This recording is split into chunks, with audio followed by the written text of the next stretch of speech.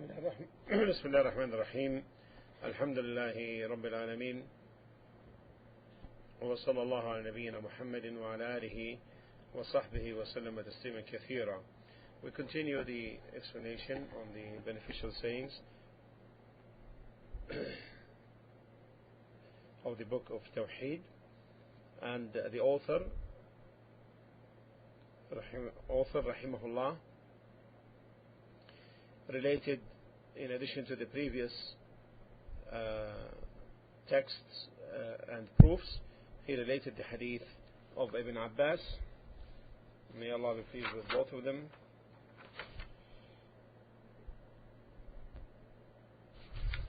and in which Ibn Abbas radiallahu anhuma said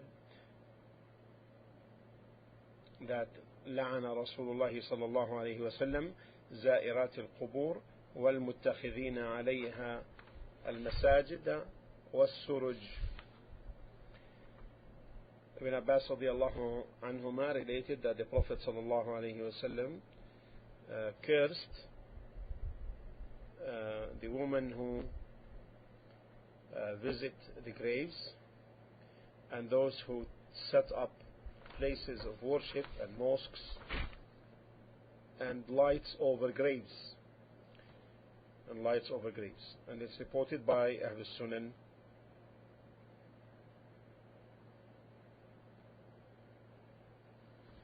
Now,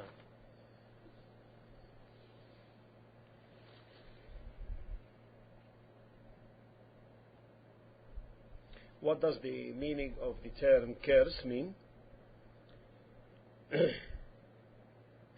Is to put someone remorse from receiving the mercy of Allah subhanahu wa ta'ala. And the meaning here, it refers to an invocation by the Prophet sallallahu alaihi wasallam that the curse of Allah be upon them. Who are they? Za'irat al-Qubur. Za'irat is a plural of Za'ira, and the ziyara, the visit, means to go to the graves, and this takes different forms, or it's different types. First type, that which is a sunnah, and this is the visit of men to go to the graves in order to be admonished concerning the death and hereafter, and also to invoke Allah for the dead. This is approved for men, and this is from the Sunnah. And from that which is an innovation is for them to go to invoke Allah at the grave and to recite the Quran at the grave and so forth. This is bid'ah, this is innovation. And also from the other type is that which constitutes shirk, and this means ascribing partners to Allah in worship, and this is in the manifested by visiting the graves to invoke the dead, to invoke the occupants of the graves, and to seek their help and seek refuge in them and the like.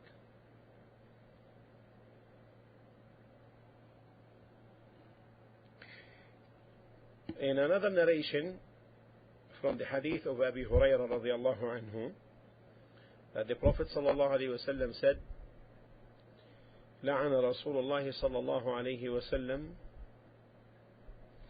زوارات القبور, that Allah's Messenger sallallahu alayhi wasallam cursed zawarat, and this is an exaggeration in the wording, which means those who frequently go, performing many visits.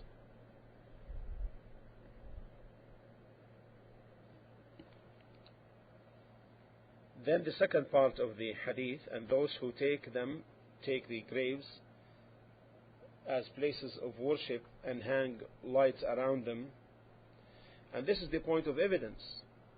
This is the point of evidence in this hadith. And we learned earlier that taking them as places of worship has two forms to it. First, to take them as sites for prayer at the grave. Second, to build mosques or places of worship on them. And with respect to the lights, to hang lights around them day and night out of magnification and excessiveness.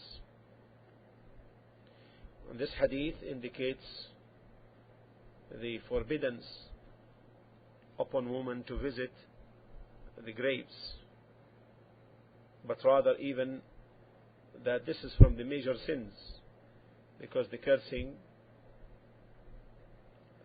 applies when there is a major sin.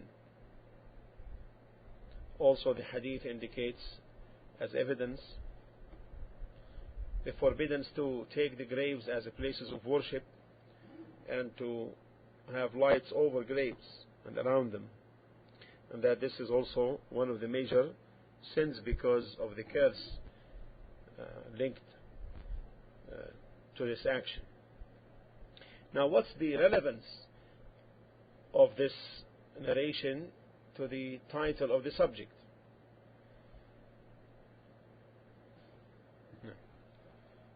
Why, we learned earlier that the subject is concerning the excessiveness regarding the righteous and the graves. So taking these places as places of worship and hanging lights over them and around them is exaggeration and excessiveness, because this would lead, after that, this will lead to the worship of these sites. An issue here: what is the relationship between the first statement or the first wording or the first statement in the hadith and the second statement? The first statement concerning those women who visit the graves, and the second statement of the hadith related to those who take them as places of worship. The linkage is apparent.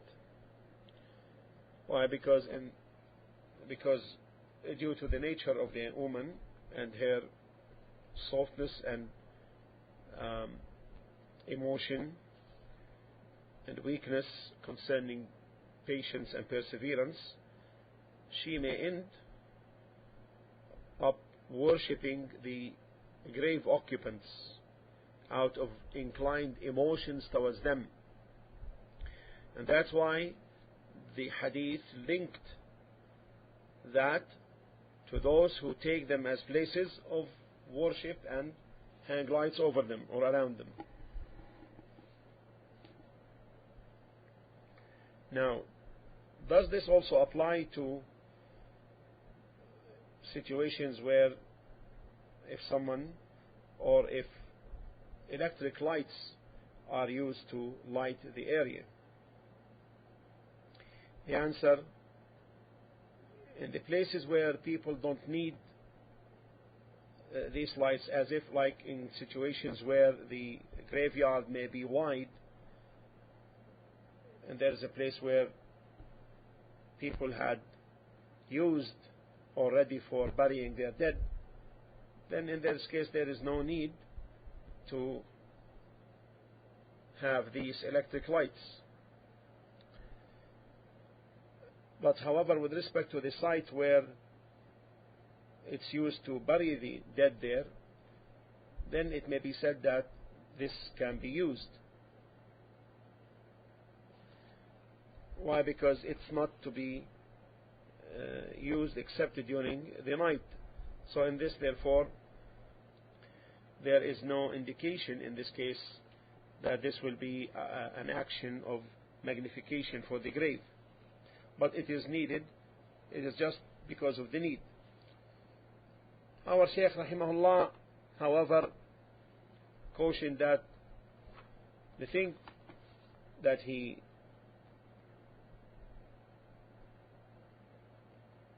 went to is to don't allow these things totally, because of several reasons.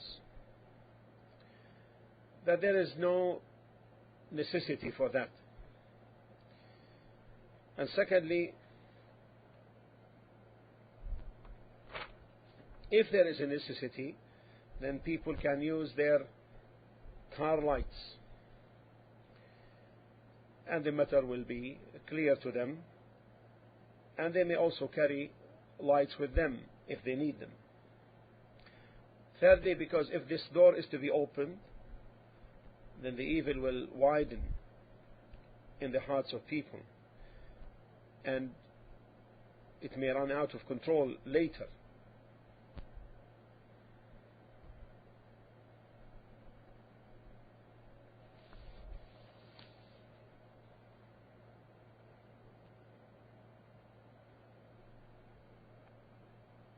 So, for example, if we assume that they came and placed the lights after Salat al-Fajr and they buried the dead, who's the one who's going to take care of turning these lights off?